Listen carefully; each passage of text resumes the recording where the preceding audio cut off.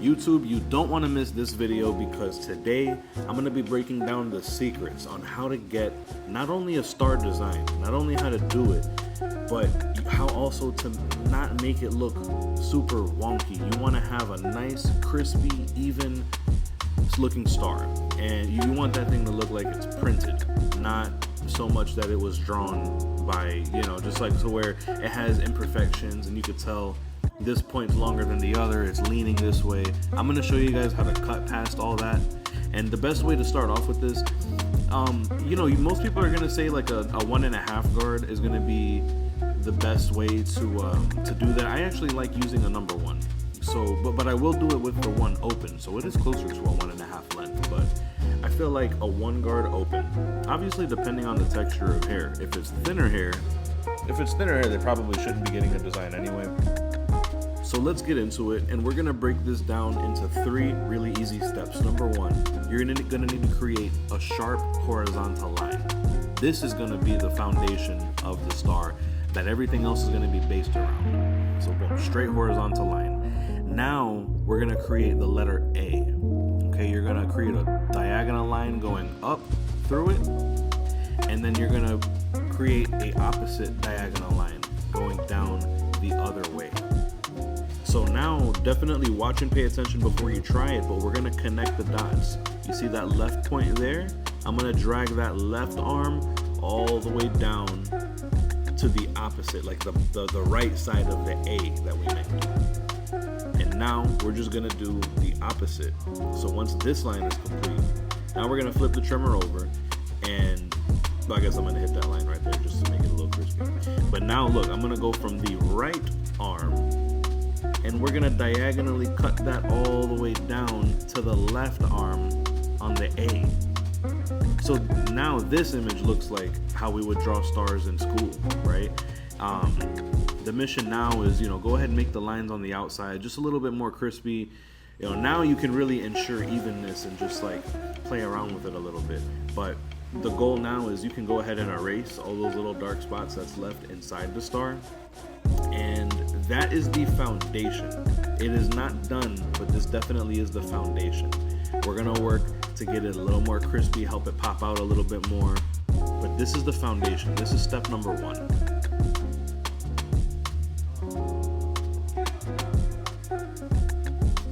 There's a very specific method that I like to use when I'm outlining these stars, and you can see I like to extend it a little bit. I extended that point beyond that arm, if that makes sense, because I'm gonna need that outline to come out to a nice crispy point. Is the only way that we're gonna make it pop, if that makes sense. I hope that I'm communicating that properly. You know how sometimes if you don't push high enough in a fade, you're not gonna get the blend done properly? That's how I feel about these outlines on the stars. Sometimes you have to push a little bit beyond. Now still be conservative, but you do have to push beyond where the natural border of the star is. And it'll come together. You see these 2 lines, I'm going back and forth to make sure those lines are perfectly parallel. I mean, if I were to cut straight across through the star, I need that to be able to be like one line, if that makes sense. And I'm applying the same principle to every single one of these lines. You have to think of these lines as continuous lines, right? Almost as if it goes all the way through, just like the original sketch that we created for the star.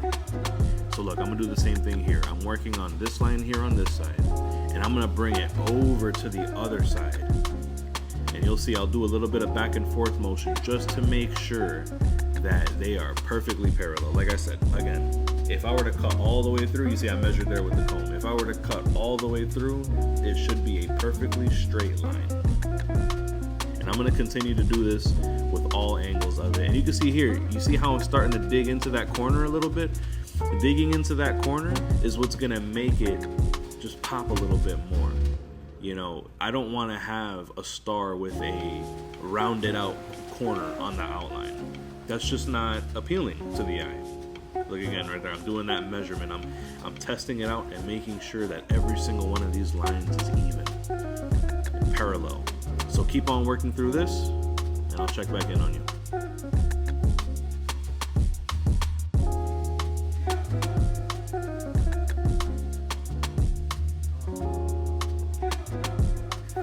after the foundation of this design is laid down, I did decide to go back and tighten it up a little bit more.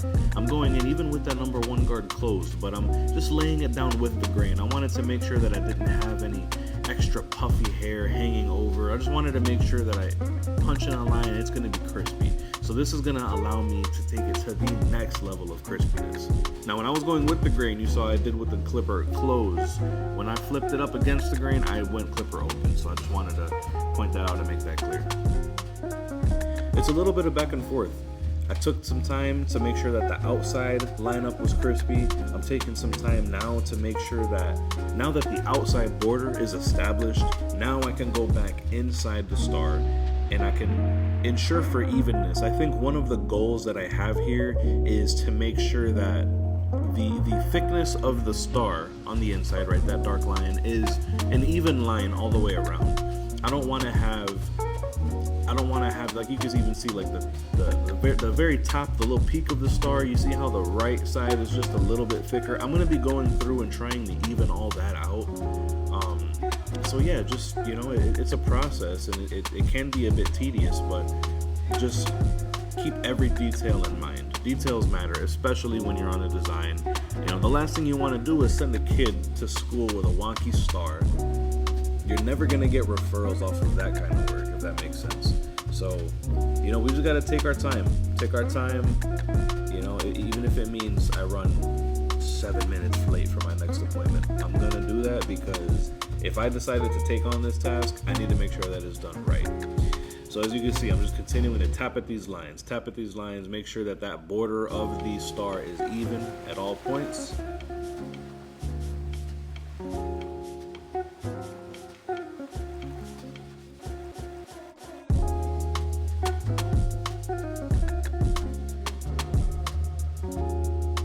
So now, coming back to the Stylecraft instincts, now we need to add a little bit more dimension to the design. Not only do we have a crispy star, but now we need to make it pop even more. So I'm gonna decide to do a bit of a mohawk fade. You can see his regular haircut shape is that of a mohawk anyway already, but if I can create a nice crispy fade right under these lines, it's just gonna help the design pop.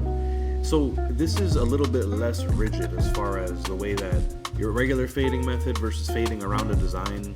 Sometimes you kind of have to freestyle it a little bit, but the point that I'm working towards is bald and tight at the bottom of the star, and around the stars where we're going to create that gradients. So just little by little, you know, if you want to fade up, if you want to fade down, however you want to, you know, I'm kind of just freestyling it right now, to be completely honest with you. Usually that's how I do when I'm fading around a design. It's a little more free spirited.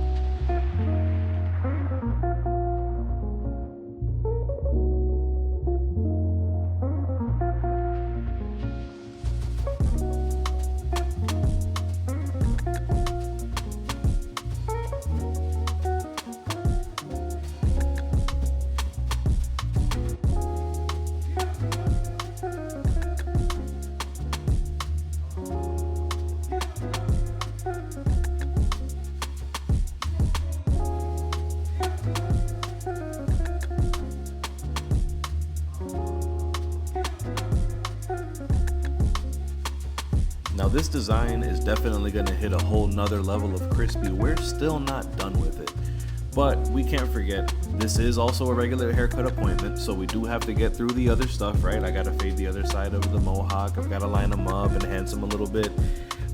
But while we breeze through the rest of this cut and we work our way back to get on the design, I just want to remind you guys how small actions definitely can have a huge impact on your business. Something that we teach in the six-figure mentorship, in Basio's mentorship, is the annual customer value. So something to think about, guys, is that you're gonna have clients that do tip great money, and you're gonna have clients that don't tip at all. They're gonna pay you down to the exact dollar that you charge. Now, if you're being honest with yourself, do you find yourself treating the guy who tips a lot better than the guy who doesn't tip? It's completely okay if you are. I mean, I'm not saying it's okay if you are, but it's reasonable. Like, I know I've definitely been there. But one of the things that we really emphasize in the six-figure mentorship is you need to act like, well, first of all, you need to realize what it is that customer is actually worth to you. We teach this concept called annual customer value. So let's say if you have a client that he comes to you every 2 weeks, and I'll kind of walk you through the mindset or at least the calculation of it, right? Let's say you charge $30 for a haircut and he gives you exactly $30, not a single dollar of a tip, right? But he comes to you loyally every 2 weeks, right? That means that he's gonna come see you 26 times throughout the year, right? So that if you multiply that 30 by that $26, that client is not worth $30 to you. That client is actually worth $780 to you. That's a lot of money. That's a significant amount of money. But okay, now let's talk about the client that tips you $15, right? You charge $30, but he pays you $45, right? Let's say that. So $45, but let's say this guy doesn't come but once a month, every 4 weeks. And that's pretty reasonable, right? I got some clients that tip me really good, but I don't see them till every 4 weeks. If I take that $45 and I multiply it by the 12 times that he's gonna come, that's $540. So that client actually is worth over $200, almost $300 less than my non-tipper. Can you believe that concept? Like, the thing is, guys, that you really have to lock in. You really have to focus. And I'm not saying that you need to now treat the guy that tips you well less than the guy who doesn't tip you. All of your customers are worth a significant amount of money. So next time that you kind of scoff a little bit at the guy, or maybe you don't answer the phone call to the guy who wants to come and get his bi-weekly haircut that doesn't tip you, because you're like, why am I gonna squeeze you in? You don't even tip me. My guy over here tips me $15 every time he sees me. You know what I mean? So this is something that honestly changed like my whole perspective on my business. I just wanted to share a quick gem with you. You know, we're teaching a lot of these things in the Six Figure Barber Mentorship, but this is definitely one that helped me a lot, and it helped me improve my customer service. I pick up the phone now. I accommodate my people, because my pride in not getting tipped is not worth losing $800 over the year. It only takes 1 or 2 mistakes before a customer gets sick of you and is like, you know what, I'm gonna go on to the next guy. Next guy's cheaper anyway, right? So just keep that in mind, guys. I think that's something that's definitely gonna help y'all advance and increase your income. So I'm not only gonna teach you guys how to cut efficiently, but I'm gonna try to bring a couple gems like this in. If you enjoyed that, if you appreciated that small gem that I dropped to you guys from our mentorship program, please leave a comment in the section. Please leave a comment in the comment section below, because it's just basic principles, but it's stuff that we don't think about often. We don't think about it often enough, and it could cost you a lot of money down the road. So I hope you enjoyed that gem. Anyway, let's go ahead and get back to this design. What we're doing now is we need to help it pop a little bit more using a blade. Now, I'm only going to recommend this if you have a client that is willing to sit still. If you could see this little gem that I did here where I popped up the headrest and I just had my client, the kid, lean his head back onto that. It's going to help him stabilize so that way he doesn't have to balance his head. I always ask him, all right, close your eyes too. Close your eyes while I do this. This is very sharp. So I'll kind of set that tone with the kid. Close your eyes, lean your head back, because I don't want them to get distracted. A lot of kids, they'll see something on TV, they'll hear a noise, they'll see this and that, and their head is spinning. And you definitely don't want that. That could be a disaster if you have a blade on their head. So you can see there, I saw him come up, reach for, to scratch his face. I lifted the blade immediately off of his skin. So these are things that you're going to want to be aware of as you're detailing these designs. Obviously, having a nice sharp pair of trimmers could get you pretty far. If you want to get to that next level though, I'm definitely going to recommend that you use this blade. You'll notice right now I'm using the Filthy Blends Turkish razor, and it's a phenomenal razor. Honestly, I have a hard time deciding between the two, between this one and the Tomb 45 triple cartridge razor. I think that the triple cartridge razor that Tomb 45 has is a little bit more beginner friendly. If if that makes sense. You see that little corner right there that popped out with the blade? You never would have got that with the trimmer. So yeah, man, they're both really great razors. The Tomb 45 razor, I know you'll be able to get your discount using my discount code there on the screen, Tito10. Normally it's about $30, so that should knock it down a good bit. And I think the Filthy Blends razor is right about $25, so they're both pretty competitive.